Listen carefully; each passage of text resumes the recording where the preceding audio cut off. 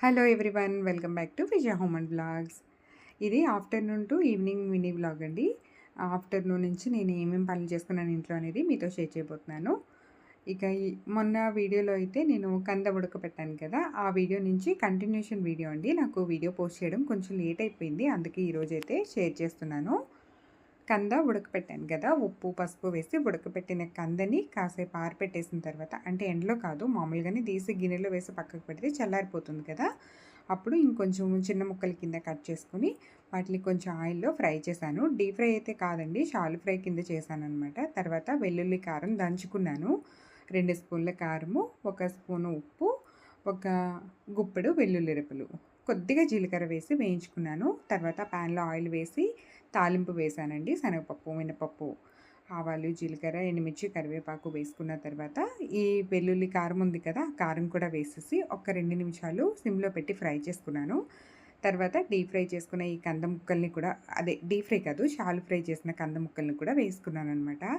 అసలు ఆలు చాలా టేస్టీగా ఉంటుందని ఫ్రై చేసుకుని తింటాం కదండి, కానీ కంద అంతకన్నా చాలా టేస్టీగా ఉంది. చాలా అసలు కంద నూనెలో వేసి పక్కన పెట్టిన తర్వాత స్నాక్స్ లాగా ఉట్టిగా కూడా తినేయచ్చు, అంత బాగుంది. నేను ఈ రెసిపీ అయితే ఫస్ట్ టైం ట్రై చేశాను, నాకు బాగా నచ్చింది. మీరు కూడా ట్రై చేసి చూడండి. ఇక తర్వాత ఖాళీ టైం ఉంటుంది కదా, అప్పుడు ఏం చేశానంటే ఇంట్లో ఇలాగ గాజు బాటిల్స్ ఉన్నాయండి. కిచెన్లో మసాలా పౌడర్లు అవి వేసుకుంటాం కదా, ధనియాలు, జీలకర్ర పౌడరు, గరం మసాలా ఇవి వేసుకోవడానికి నేను గాజు బాటిల్స్ అయితే వాడతాను. వీటికి ప్లాస్టిక్ అయితే వాడలేదు. ఇవి చిన్న చిన్న బాటిల్స్ కదా, మనం పక్కన పెట్టుకోవడానికి స్టవ్ పక్కన బాగుంటాయి. కాకపోతే ఇవి కొన్నవి కలర్స్ పోయినాయి మూతలు. కొన్ని ఏమైనాయి అంటే బయట మనం ఏమైనా సాసెస్ టైప్, అంటే పీనట్ బటర్ కానీ ఇలాంటివి ఏవో తీసుకుంటూ ఉంటాం కదా, ఇదైతే లిషియస్ అండి. ఆ బాటిల్స్ ఏమో చాలా బాగున్నాయి, మూతల మీదేమో పేర్లు ఉన్నాయి. ఎవరైనా వచ్చినా అవి చక్కగా పేర్లు కనిపిస్తున్నాయి. చాలాసార్లు అనుకున్నాను ఏదో చేయాలి, స్టిక్కర్స్ వేద్దాం అనుకున్నాను ఫస్ట్ అయితే. మనకి ఆన్లైన్లో దొరుకుతాయి కదా వాల్ స్టిక్కర్స్, అవి అతికించేద్దాం అనుకున్నాను, కుదరలేదు. అయితే నా దగ్గర పెయింట్ బాటిల్స్ ఉన్నాయి, పెయింట్ వేసేస్తే ఎలా ఉంటుందని ట్రై చేద్దామని తీసాను. పెయింట్స్ అయితే నాకు బ్లాక్ కలర్ వేస్తే కిచెన్లోకి బాగుంటుంది అనిపించింది. ఇలా బ్లాక్ కలర్ అయితే మొత్తం వేసేసుకున్నానండి. బాగుంది నిజంగానే చూడడానికి. కాకపోతే బాటిల్లో కలర్ అయితే నేను వాడేసాను ఇంతకుముందే, కొద్దిగానే ఉంది, మిగిలిన మూతలకి చాలట్లేదు. అందుకని నేను ఇక్కడ బ్లూ కలర్ వేద్దామని చెప్పి బ్లూ కలర్ అయితే వేసానండి. ఇది కూడా బాగానే ఉంది, సింగిల్ కోటింగ్ కాకుండా డబుల్ కోటింగ్ వేస్తే బాగుందనమాట. బాటిల్స్ ఏమో అస్సలు పడేబుద్ధి కావట్లేదు, చాలా బాగున్నాయి. కొంచెం ఇలా రౌండ్ షేప్లో చాలా బాగా వచ్చాయి. మనకి గాజు సీసాలు అయితే అసలు ఎన్ని రోజులైనా వాడుకోవచ్చు. మామూలుగా ఇలాగా మసాలా పొడికే కాకుండా పచ్చళ్ళు ఇలాంటివి కూడా పెట్టుకుని స్టోర్ చేసుకోవచ్చు. ప్లాస్టిక్ అంటే గాజు చాలా బెటర్ కాబట్టి ఇక అందుకని నేను ఈ మూతలకి ఇలాగా చిన్నగా పెయింట్ అయితే వేసేసానండి. నిజంగా కిచెన్లో ప్లాస్టిక్ వాటిల కంటే కూడా గాజు బాటిల్స్ చాలా బాగుంటాయి. కొన్నప్పుడు బాగానే ఉంటాయి, కానీ మనకి ఏంటంటే రెంటెడ్ హౌస్ కదా, మనం షిఫ్ట్ చేసినప్పుడు అది పగిలిపోతాయని భయానికి నేను ఎక్కువగా తీసుకోలేదు. కొన్ని మాత్రం ఉంటే వాటికి ఇలాగా పెయింట్ చేసుకుంటున్నాను. తర్వాత కొన్న బాటిల్స్ కూడా ఉన్నాయండి, వాటికి గోల్డ్ కలర్ మూతలు వచ్చాయి ప్లెయిన్గానే. అది కూడా వాడగా పెయింట్ పోయింది. సీసాలు అయితే అస్సలు పాడవలేదు. వాటికి కూడా పెయింట్ వేద్దామని చెప్పి ఇంకా అన్నీ కలిపి వేస్తున్నాను అనమాట. ఇంకా కొన్ని ఉన్నాయి వెయ్యాలి, వీలు చూసుకుని వేస్తాను. ఇవైతే బయట కొన్నవన్నమాట. వాటికి ఇలా మూతలకి కలర్ అయితే వేసేసాను. బ్లూ కలర్ సెట్ అయిందనిపించింది, ఎలా ఉన్నాయనేది మీరే చెప్పాలి. ఇక ఈ పని అయిపోయిన తర్వాత నేను బయట మొక్కలకి నీళ్ళు పట్టడానికి అయితే వెళ్ళానండి. ఈ గాజు బాటిల్స్ మూతలు పెయింట్ వేసిన తర్వాత ఒక గంట సేపు ఫ్యాన్ కింద పెట్టేశాను. మొత్తం డ్రై అయిపోయిన తర్వాత మూతలు పెట్టి కిచెన్లో సర్దేసుకున్నాను. కిచెన్ కూడా క్లీన్ చేసేది ఉందండి, నెక్స్ట్ పెట్టుకోవాలి. కిచెన్ కోసం కొన్ని ఐటమ్స్ అయితే తెప్పించుకున్నాను, దగ్గర దగ్గర 1 మంత్ అయిపోతుంది. సర్దడం ఎప్పుడవుతుందో తెలియదు, కానీ చూసి సర్దుకోవాలి. ఇంకా సాయంత్రం ఎండ అయితే తగ్గిపోయింది. అసలు ఎండకైతే ఉండలేకపోతున్నామండి, చాలా విపరీతంగా ఉంటుంది. ఒకప్పుడు ఊర్లో అనుకునేవాళ్ళు హైదరాబాద్లో చాలా చల్లగా ఉంటుంది, చెమట పట్టదు, చాలా బాగుంటుందంట కదా అని అడిగేవారు ఎక్కడికైనా ఊరు వెళ్ళినప్పుడు. కానీ ఇప్పుడు ఊళ్ళో ఉన్న దానికంటే కూడా దారుణంగా ఉంటుంది ఇక్కడ. చెమటలు కారుతూనే ఉంటున్నాయి, అసలు పని అయితే చేసుకోలేకపోతున్నాం, అంత దారుణంగా ఉంటుందండి.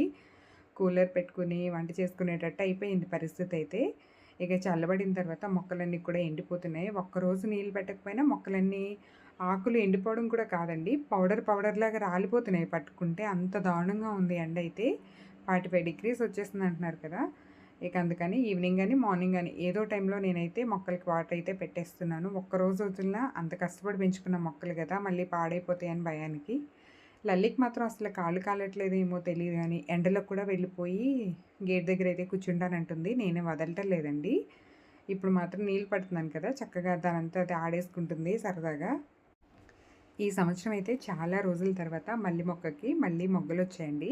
లాస్ట్ ఇయర్ అయితే అసలు ఎన్ని పువ్వులు పూసాయో. కొంచెం నేను కేర్ తీసుకుని మందులు అవి వేసుకున్నాను. మీతో కూడా షేర్ చేశాను కదా అప్పుడు. ఈసారి అయితే నాకు కొన్ని ఉన్న ప్రాబ్లమ్స్ వల్ల నేనైతే మొక్కల్ని సరిగ్గా పట్టించుకోలేదండి.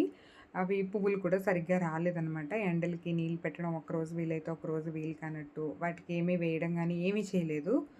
ఏదో ఒకటి 2 పువ్వులొస్తే కోసి దేవుడి దగ్గర పెట్టేదాన్ని. ఈరోజు మాత్రం ఒక 3, 4 మొగ్గలైతే వచ్చాయి. సరే అని కొన్ని కనకంబరాలు కూడా వచ్చాయన్నమాట.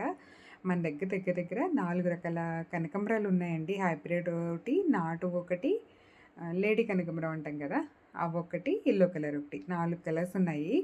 అవైతే కొన్ని వస్తే కోసుకున్నాను. దాంతోపాటు దవనం కూడా కొంచెం కోసాననమాట. ఈ దవనం ఏంటంటే ఎండలో పెట్టేసరికి మొత్తం పాడైపోయిందండి చెట్టు మొత్తం. అసలు ఎంత పెద్దగా వచ్చిందో, చాలా ఇష్టంగా వేసుకున్నాను. రోజు వినాయకుడికి, లక్ష్మీ అమ్మవారికి పెడుతూ ఉండేదాన్ని. పాడైపోతుందని తీసుకొచ్చి నీడలో పెట్టేశాను ఇంటి ముందు. పర్వాలేదులే కొంచెం స్లోగా ఎదిగినా అని చెప్పి. ఏంటంటే ఇంత ఎండ ఉన్నప్పుడు అలా ఎండలో పెట్టి పాడైపోయే కంటే కాస్త నీళ్ళలో పెట్టడం బెటర్ కదా.